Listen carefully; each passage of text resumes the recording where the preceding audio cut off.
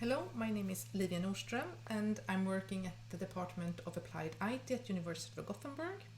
I'm very happy to be here today and present this module to you, and I hope that the work with the module and the discussions afterwards will be very interesting to you.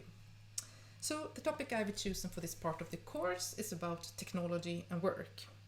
It is a research field that we today call digital work or digital transformational work. And this is an interesting research topic and area that is all the time moving. Because even if technology has always been part of work in some ways throughout the history of humans, technology has changed and we have not always understood and thought of technology and work in the way we do today. The role of technology in work can, for example, as during the Industrial Revolution, for example, be to release humans from physical pain or hard work or to maximize production. While today, for example, we also discuss how technology enables working from home during a pandemic and how that changed the way we see and look at work and how we perform work. Or how technology may again replace human work tasks and competence through machine learning and AI. So how we see the role of technology in work partly depends on the types of technology we have at hand when we work, but it also depends on political, human and societal conceptions about what work is and should be. The goal with this model is to help you to better understand contemporary work technology arrangements related to phenomena we see today in relation to digital work. I will just briefly mention some of these research fields within digital work that cover some really interesting phenomena and research questions. We will not focus so much on these specific research fields but in this course, since this is a foundation course, but you can have them in mind if you want to use them as examples when you discuss the material of this module later on in your discussions. If we return to remote work, which is of course a very relevant research field in these crazy pandemic times, what happens when we can perform work away from office, anywhere, and perhaps also at any time? We know that remote work can create feelings of flexibility and autonomy, and perhaps also empowerment and taking control over the own a feeling of taking control over the own work situation and situation in life in general. But it's also challenging. It may create feelings of being controlled or monitored when everything you do leaves a digital footprint. Other interesting questions to ask when remote work is becoming increasingly more common is who is benefiting from remote work and which groups are perhaps disadvantaged or perhaps even marginalized. Another interesting research field within digital work is workforce or people analytics, which is about when managers monitor the behaviors of their employees with big data and advanced algorithms. For example, to see performance level or who is likely to leave the company and who will be a successful candidate for a new job. And a related area is algorithmic management, which is about how algorithms may take over management as we know it today. This field is about how managers can take better decisions by using algorithms instead of or as a complement to human judgment. This research area raises a lot of questions related to ethics and the relationship, capacities and roles of humans and technology. So my hope after this module is that you will be able to a little bit better understand these new digital work situations. And to be able to do that, we will look back at different traditions within the discipline of information systems to see how technology and work has been conceptualized over time. The focus will be on one of these traditions, the socio-technical tradition, which by some researchers is part of the identity of the information systems discipline, but that can of course be discussed. We will look at some socio-technical core concepts, and then the exercise for you will be to use these different traditions and the key concepts of socio-technology as a lens to understand and analyze a contemporary digital work situation that you choose yourself, that you find interesting. So what we will do in this module is basically that we will look into the 3 information systems research traditions with a specific focus on the socio-technical tradition. We will also look into 3 layers of workplace technologies to see how technologies evolve over time and how they partly run in parallel. So hopefully at the end of this module you will be able to discuss the questions, what is digital work? And you should be able to give an example of a contemporary digital work situation and discuss it in relation to research traditions we have discussed within information systems and the concepts that we have used. So let's start with the 3 research traditions that kind of captures the foundational thinking about work, organization and technology within the information systems discipline. The 3 traditions should not be seen as completely isolated from each other because they definitely overlap, but there is still a point in bringing out some specific features from each of one of them to better understand different views. So if we start with a system theoretical tradition, it was a research tradition that was especially strong in the 60s and had the goal that the technology should be controlled and adapted, and workers were given the role as human machines who performs work logically and sequentially based on pre-made instructions. This view of human technology and work led to jobs that were easily interchangeable, and jobs came to be experienced by many workers as meaningless and boring. So the whole workplace was thought of as a system, as regular and predictable as a clockwork that could be efficiently controlled and managed. The system theoretical tradition has a clear corporate interest and is concerned mainly with rationalization, efficiency and control. So questions related to the workers' well-being and the quality of life of the workers were completely ignored, and there were no discussions on things like formal learning or formal communication or conflicts between workers and other human relation aspects that is generally part of work. As such, an organization in this tradition is seen as a technological system, or a cybernetic system. That was the term that was used in the 60s. Based on the assumption that technology can control the world, they also thought that technology could control organizations and workers to perform kind of in optimal ways through algorithmic procedures, just like a computer program. As a reaction to this logical, scientific way of managing an organization, the socio-technical tradition came into the IS research and practice with a focus more on social conditions and the work environment. The main assumption here was that if people feel good, if they feel that they are seen and stimulated in the workplace, they will also become more creative and more efficient. There was a focus on job satisfaction, and in relation to the work and in relation to job satisfaction, there was also focus on worker responsibility and loyalty to the company.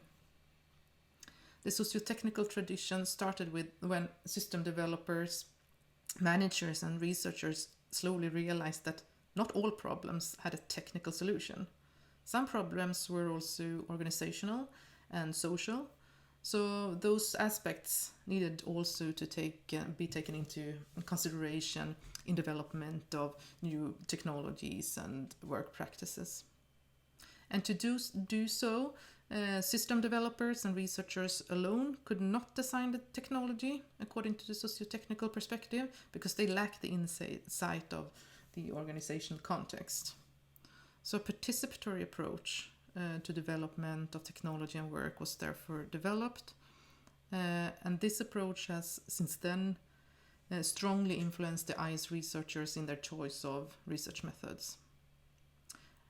Especially the workers or the end users of the technology and systems became important actors and sometimes seen as experts in the research and development. They also realized at this time that if the user were involved in the design of the technology and the work practices, they would also develop a more positive attitudes towards the technology and towards change in general. But despite the fact that the socio-technical school was a counter-reaction to this more extreme technology focus in the system theoretical tradition, still a division was made between technology and human in the socio-technical perspective. An organization was seen as two different systems, a technical and a social network system. And these two systems needed to be balanced in order to work together. According to the socio-technical school, the problems that arise when introducing technology into an organization are not due to the technology itself, as the system-oriented school claimed. It is rather about poor organization. So within the socio-technical school, it was believed that it was organizational management that caused the problems in the workplaces, and that it was necessary to change the view of the workers in order for change to take place. If the workers do not get freedom and feel trust from the management, motivation and creativity would not be there. So then we continue to the critical perspective. So even within this critical tradition, the focus was on well-being of individuals. The critical tradition was a reaction to what the critical realists saw as a conflict between capital and labor. That workers were treated as machines, their work environments were both intellectually destructive but also physically dangerous. Work-related accidents had increased dramatically in the 60s and 70s due to, for example, new machines. So unions, together with activists and researchers, were driving this critical tradition with a main agenda that through increased participation and democracy at the workplace, the workers would be engaged, motivated, and creative, but they would also be, and also physically safer. The difference between the critical tradition and the socio-technical tradition in terms of work was mainly that the critical school believed that there was an inherent conflict between the workers' goals and the capital or the investors' goals, and that negotiations between workers and representatives for the investors were required to solve this conflict. In comparison to the socio-technical perspective, that was also concerned about the workers' conditions. The socio-technical tradition did not see that there was this obvious conflict. In the socio-technical school, rather, a focus was on mutual interest among workers, managers, and investors to do something good. So rather than focusing on conflict, efforts in the socio-technical perspective would be to stimulate this mutual interest. I will now briefly go through the key concepts within the socio-technical perspective of technology and work. The perspective came into the information systems discipline sometime after World War II as a reaction to a worldview of technology, where technology was seen as some kind of external aspects of organization, work, and human behavior.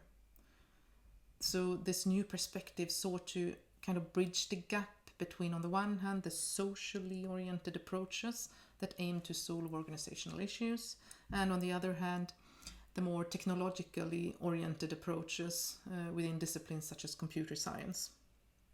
So in a socio-technical perspective, social and technological aspects should have equal significance.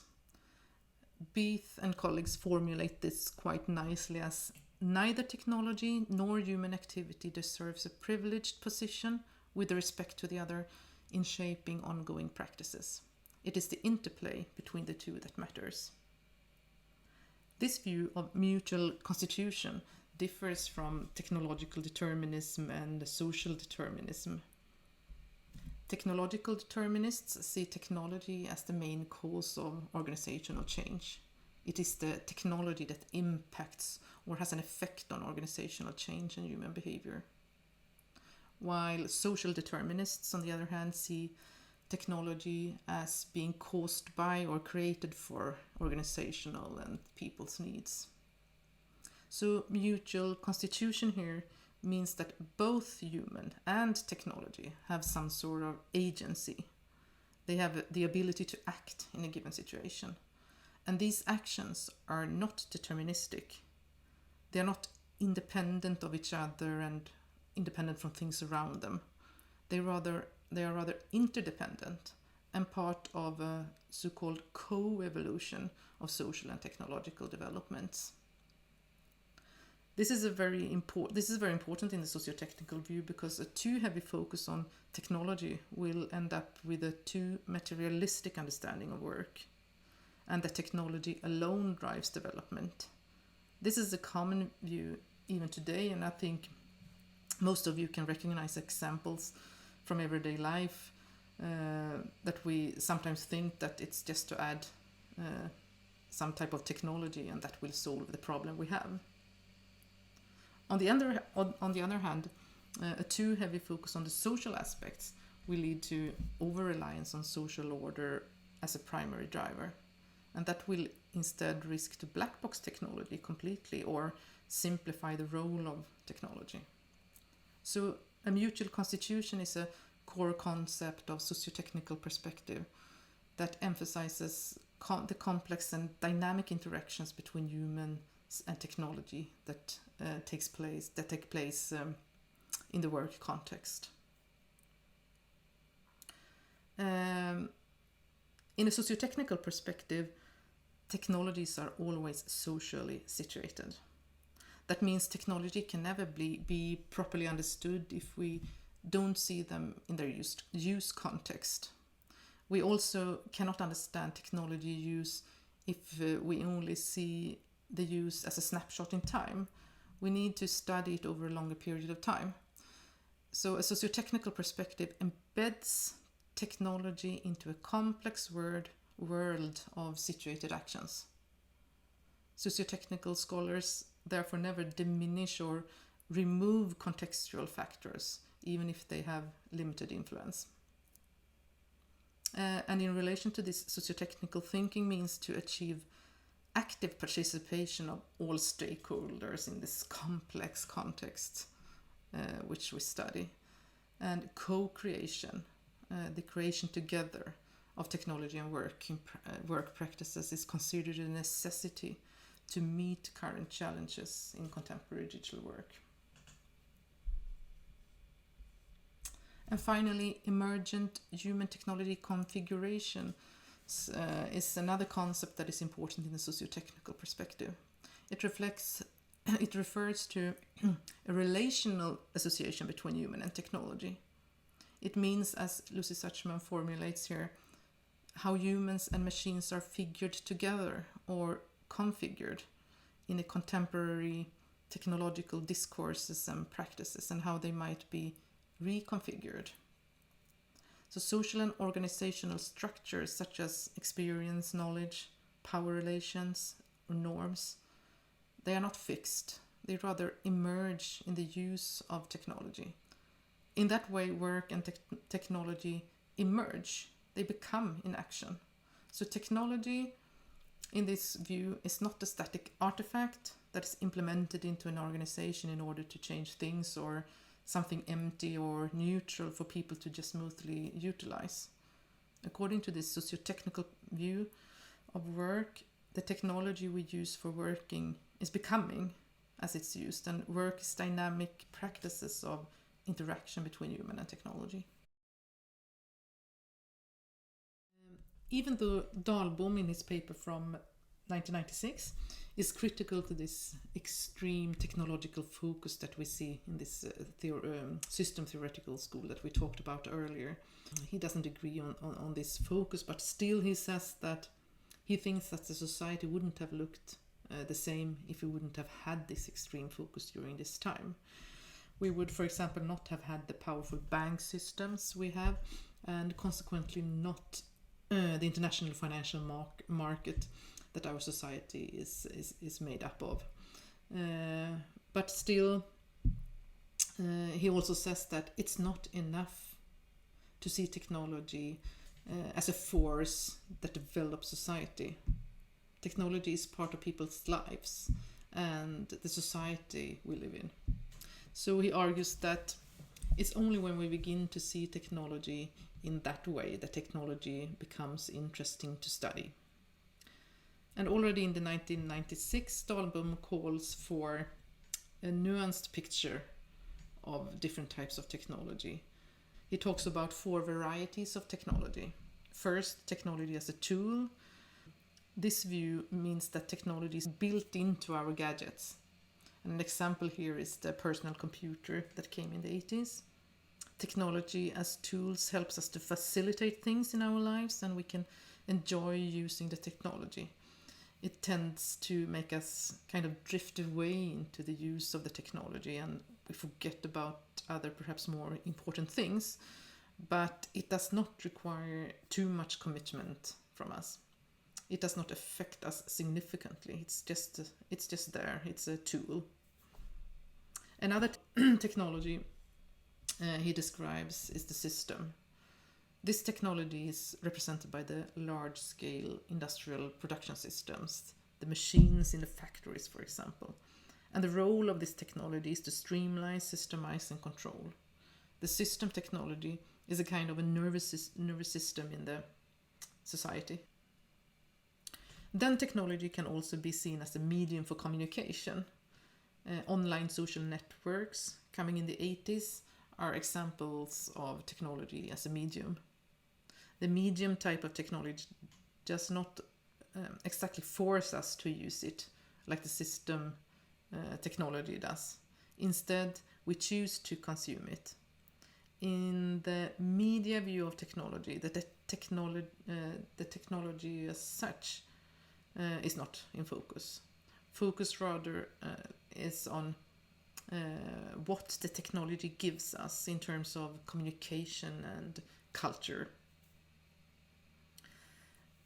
When we use the tools, the systems and the media, the technology tends to withdraw into the background. We forget the technological mechanisms, and instead we focus on people we talk to, or the tasks we do, or the tools we use. This is what Dahlbom calls the interface view of technology. In this view, everything we do becomes technology and an interface to the real life world. This interface, however, becomes increasingly technical, and as Dahlbom says, wherever we turn these days, there is technology. Everything is artificial and man-made. The interface affects how we experience the world, so an important question here to ask ourselves, according to this technological view, is how we want the world to be, because we are part of creating it. Even the paper by Baptista and his colleagues, they make a similar point as Dahlbom, and says that we need to unpack workplace technologies to better be able to see and understand how technology is part of work and organizational change. They discuss technology development as different layers of evolving workplace technologies. So workplace technologies in Baptista's model range from individual office applications for one-to-one communication, such as, for example, simple word processing and calculating tools, to group and community technologies such as email, social media, intranet, and other collaboration platforms, to complex, more advanced technologies using Internet of Things, smart agents, workplace robots, self-learning algorithms, and so forth. It is not that all the old technologies that Dahlbom and Baptista outline are outdated. Today, old and new technologies rather coexist within and outside of the workplace. And another characteristic of today's workplace technologies is that they seldom exactly match the need of the organization or the individual.